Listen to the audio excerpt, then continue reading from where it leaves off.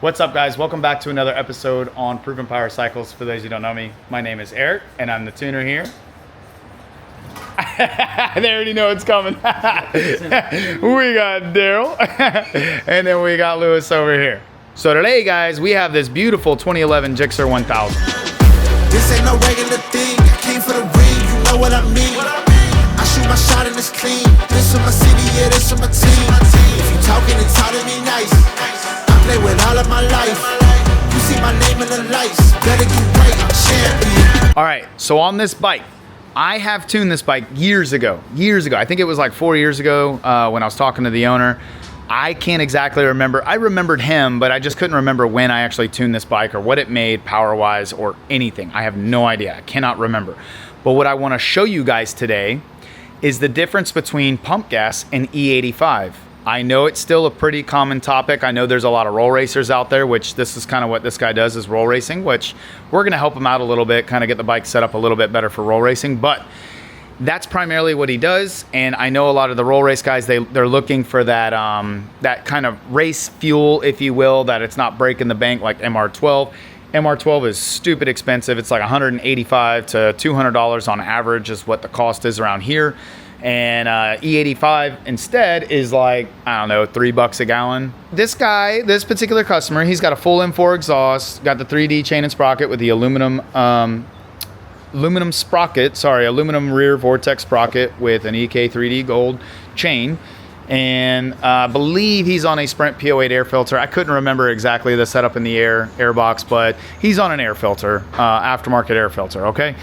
With that being said, again, what I want to show you guys with this bike, I'm going to tweak the 93 map. Since it's been a few years, I'm sure some of the parts in there are a little worn. The tune might be a little off based on, you know, weather, parts, all that jazz going on. So what we're going to do, like I said, we are going to tweak his 93 map, get it dialed in, then we're going to drain all the 93 out. I want you to listen to me on this one. I am going to show you guys what happens if you just pour E85 directly into your tank. This is exactly the reason why you're going to need a tune if you decide to go with the E85 fuel. Another thing that I noticed on this bike, and this is something that I see, it's very, very common, and a lot of people get this mixed up. Your clutch lever should not be this tight. See how like I'm having to give it force and I'm yanking on it, and look, see how it snaps back like really, really hard? Like it is under constant tension. That's not what you want, okay? That's not how the clutch works. This does not make your clutch grab harder. Listen to me again. This does not make your clutch grab harder, okay? What this is doing is it's constantly leaving your clutch in a state where it's never fully engaged, all right? The reason being is when you pull down on here and that cable gets tight, what you're doing is pushing the push rod through your engine case and you're releasing the plates. Okay, so your frictions and your steels, you're putting a gap in between them when this clutch lever gets pulled in or when you put tension on that cable, okay? When you over tighten this and you put it tight as all get out where it's super tight like that, your clutch plates, basically that push rod is putting a little bit of pressure on your clutch plates, which is gonna glaze your clutch and it's gonna ruin your clutch, okay? So please stop doing this. It is not helping. It's only hurting you. And besides, your engagement is way late. I think this engagement now is like basically almost all the way to the end now because that cable is tightened. So please don't do that, guys. Do it right. The rule of thumb is this should be free. You should be able to fit a nickel in between around like that. See right here? We could fit about a nickel in between here. That gap right there, see that free play? How it's loose? That's what it should look like, okay? All right, with that being said, let's get this thing started up and let's get this thing running and do some runs.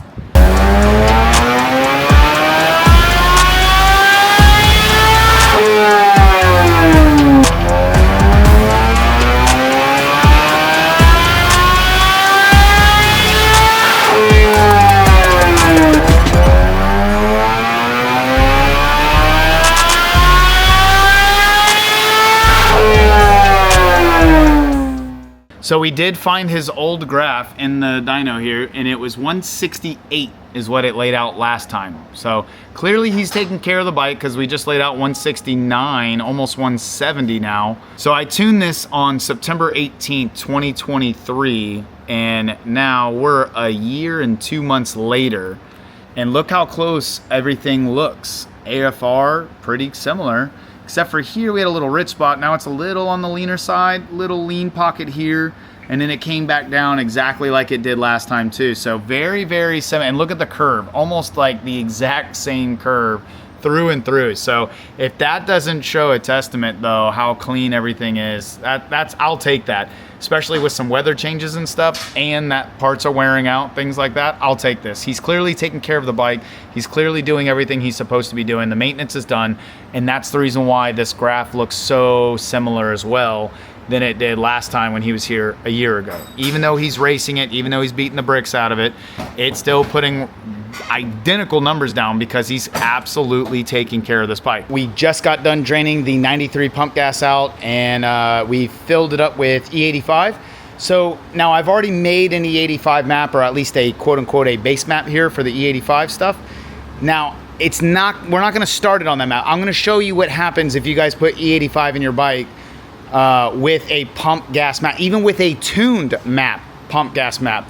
I just wanted to show you guys, this is more or less what you could expect if you go to the gas pump and you guys think, let me just throw E85 in this bike and run, you know, and just take off.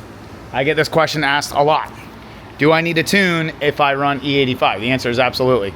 All right, so Daryl's gonna go ahead and start the bike. And again, this is to kind of show you guys. Now there is a little bit of pump gas in the fuel rail, you know, even though we try to run it out and let the bike die, there's still gonna be a little bit of residual, so keep that in mind. But go ahead, fire it up.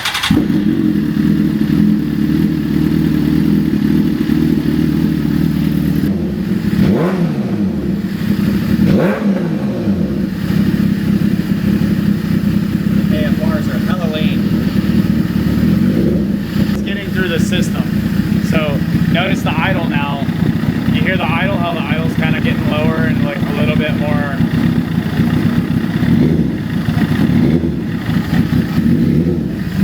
Yep. Oh, there it went. So that's exactly what I was expecting.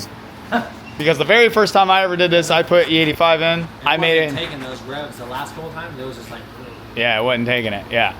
When I filled up on E85 the very first time, I made it about 5 minutes down the road, and my bike went. Yeah, I went, oh crap. So now what we're gonna do, go ahead and put it in the B mode. So now we got it in B mode. All right, now again guys, this is just a base map. This is not, you know, it's not the final product, but go ahead and start it up.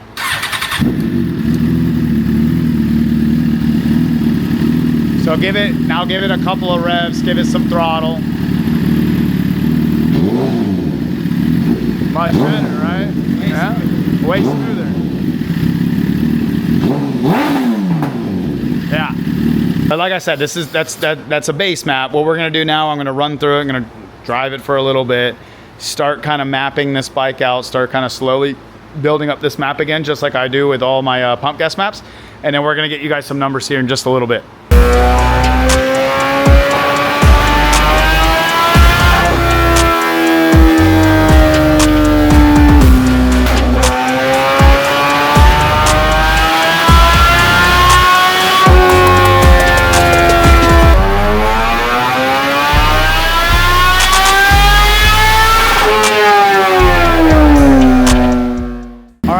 So I have the 2011 GSX-R1000 here on the dyno. I have it warming up yet again. It is E85, so with alcohol, and it is a little cool out today. We had a cold front pass through, and so it's a little bit chillier here than normal in Florida. Right now I'm heating up the bike. It takes forever to heat up an E85 bike. But I will say this, I am happy because you can fire it up and it idles perfect, even with the E85, which is a big challenge with these bikes sometimes. So this thing's been running for about 3 or 4 minutes now, at least, probably about 5 minutes now, and we're only at 138 degrees, 139. Now, mind you, I did just get done running it not too long ago as well.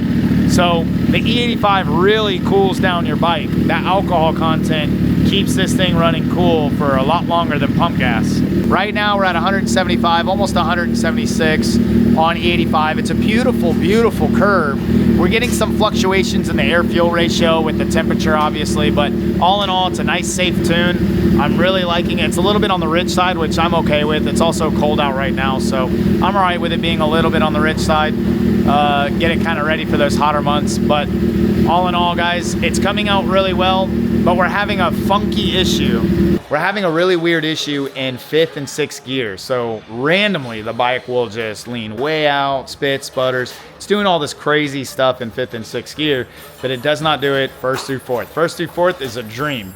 5th and 6th, we're having a weird cutting out issue. So part of me is thinking it might be a quick shifter issue or a gear position sensor issue. I noticed his cluster's kind of flickering a little bit, so I'm gonna get to the bottom of why it's doing that, but right now I'm still kind of dialing in the tune and making sure everything is good.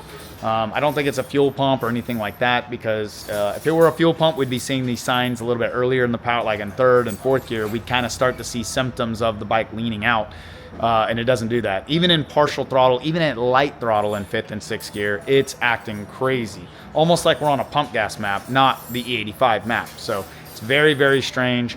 Really not sure why. I got to do some digging and figure out why this thing is doing that, because I've never had a Gixxer do that to me. So, but with that being said, guys, let's get this thing finalized. Let's get it fully warmed up, and we're going to do some more testing on it. But I want you to listen to how fluid it is in 1st and 4th, at least. Kind of hear the power band, hear the bike pull on the E85. So we finally got the mapping cleaned up. So it should pull pretty good. So let's see, though. Let's get it all set up here and run it again.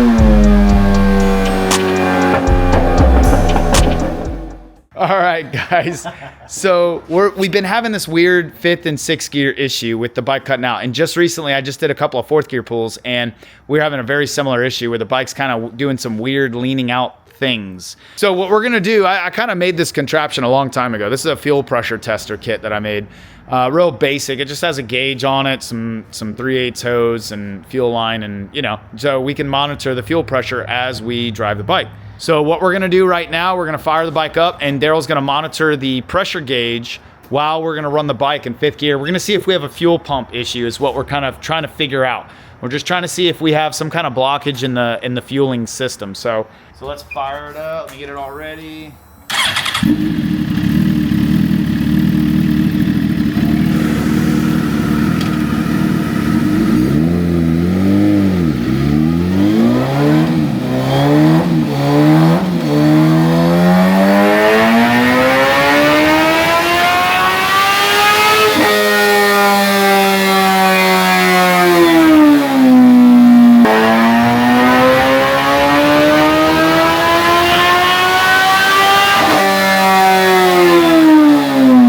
So guys, we got a few updates real quick. We have completely filled up the tank, or 75% full on E85 now in the Gixxer 1000. What we're also doing, we have an E85 tester kit here. So let's bring it a little closer. So what we're doing right now is we're doing the test kit. So as you can see here, you fill up water to this line. After you fill up water to this line, you pour the remaining amount of E85, your fuel. Once you do that, you shake it generously, and then you let it sit. It usually takes about, 5 minutes, 10 minutes to kind of let everything settle, let the dilution occur. So right now we're showing pretty high ethanol content in this fuel, which is really good. That's a good sign that we have a good solid E85 number. It's good to know that we have a good ethanol content. So next, what we're gonna do, we're gonna rerun the bike. It should be still warm. We're gonna, the other thing I'm gonna do, I'm gonna pop off the top of the airbox lid really quickly, just to look in there, kind of get a visual. Usually when you do this, you're gonna run lean at the high RPM because that airbox kind of keeps everything contained. But I just want a visual. I just want to look and see what the injectors look like and make sure the injectors are spraying correctly. Aside from that, if the injectors look okay and they're spraying correctly, then we are going to, we're also going to monitor the fuel pump. So we're going to get to the bottom of this. We're going to figure this out no matter what. I'm pretty determined because this is an odd issue. I haven't really ran in an issue like this, but I will say that last test, we did notice a fuel pressure drop. The fuel pressure did in fact drop. So it's a good sign that we're getting closer to figuring out, because again, we're ruling things out and we're also seeing some odd, you know, irregularities here with the fueling system. So, all right, guys. So we've actually ran into a unique issue with this GSX-R1000. I'm thinking that we're having an issue with an actual ECU itself, but I don't know. Long story short, we were trying to put the E85 map in the B mode on this bike.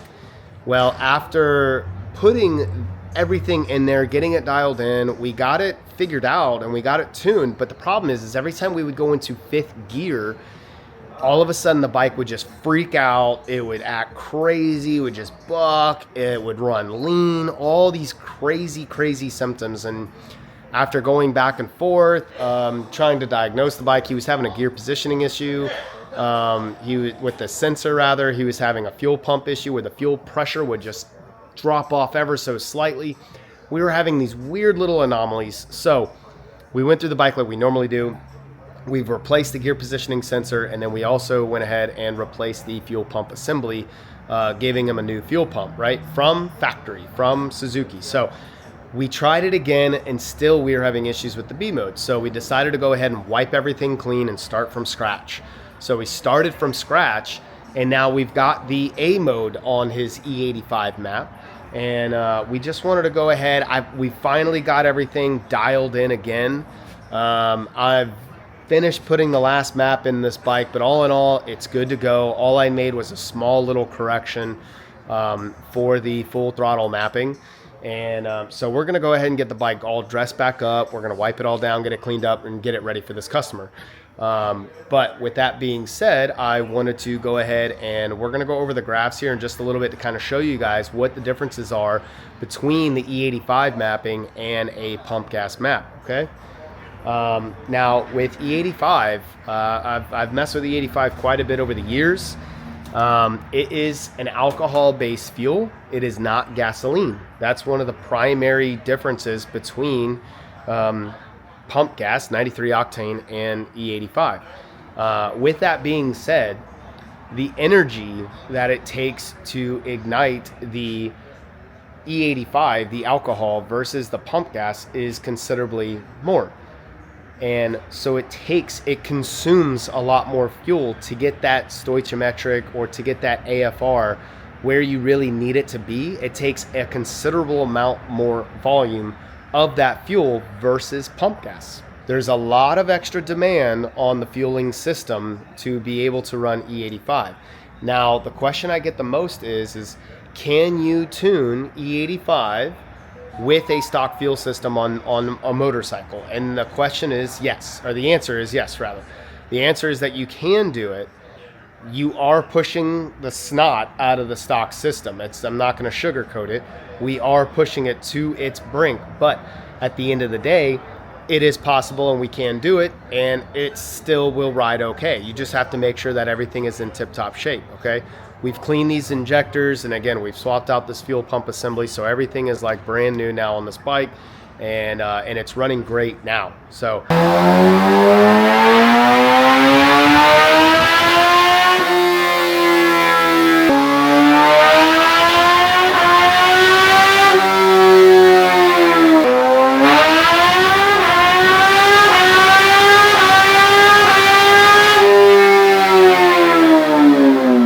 all right, guys, we finally got that GSX-R1000 all wrapped up, and we wanted to go over the final numbers here. So last time on 93 octane pump gas, we had 168 wheel horsepower and 79 pound-foot of torque, and we ended up at 177 wheel horsepower and 83 pound-foot of torque, which is very impressive for these older GSX-R1000s. That torque number is very impressive to me. This thing should haul ass. This guy should be loving the bike. He picked it up this morning and took it away, but you know, we're seeing gains, about 9-wheel gains or so here at that higher RPM, 8-wheel gain here at the mid-range, and going, it's still a little higher RPM. And then here, dealing with a little bit lower end to mid-range, we're still seeing a good 5-wheel jump, which is still impressive as all get out to me. That's the E85 difference.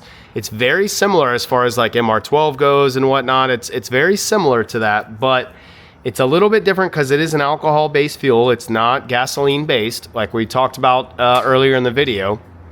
So those are going to be one of the major differences. So the fuel consumption is going to be greater with this E85, but the bike's going to run cooler. It's going to run healthier all in all. Ethanol is a very clean fuel versus like an MR12. MR12 is a very corrosive fuel. It eats away a lot of stuff because of the chemicals that they had to add to create that oxygenation effect. So, but with that being said, I mean, 177 wheel again for this older Gixxer is very, very, very impressive. Considering that it is a completely 100% stock motor, and all it's on is a chain and sprocket. You know, it's got the E85 obviously in it, and an air filter and an exhaust. You know, and that's really about it. That's really, really good. So typically I usually make this 168 to about 172 range on pump gas.